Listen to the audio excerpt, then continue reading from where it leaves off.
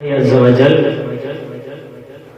ہر صحیح العقیدہ انسان میرے آقا حضور کو اپنی جان سے بھی زیادہ قریب جانتا بھی ہے اور مانتا بھی ہے،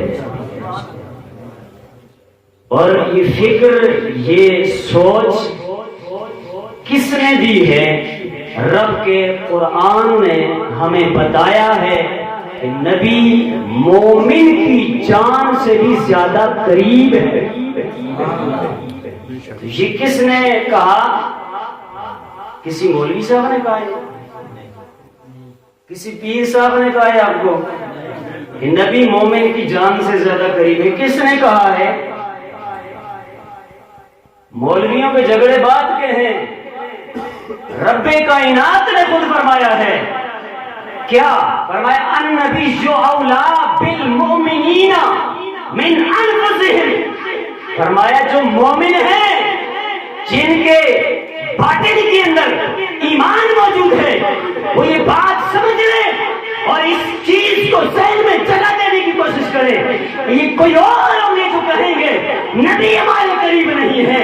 اے مومنو، میں رب تمہیں اعلان کر کے کہتا ہوں، تم مومن ہو تو نبی تمہاری جانوں سے بھی تمہارے تو کس نے بتایا؟ بتائیں نا، بولے بولے بولے ذرا پیار سے بولے، محبت سے بولے۔ کس نے بولا یہ؟ کس نے فرمایا؟ رب کائنات نے فرمایا کہ نبی مومنوں کی جانوں سے زیادہ قریب ہے۔ تو ہم تو دونوں حیثیتیں مانتے ہیں سرکار کی، یہاں پہ بیٹھ کے پڑھیں تو پھر بھی جائز ہے، ادھر بیٹھ کے پڑھیں تو پھر بھی جائز ہے۔ اب مجھے سمجھ نہیں آتی، پر میں کہیں اور نکل جاؤں گا، اس لیے میں دائیں بائیں نہیں جانا چاہتا۔